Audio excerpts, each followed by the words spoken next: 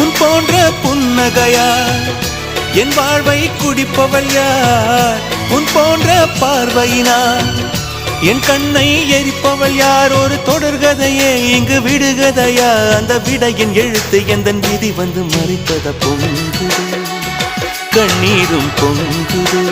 ஓ கண்கள் உன் பிம்பம் தங்குது. பூசு மஞ்சள் பூசிய பூ ஒன்று பூமியோடு போன பின்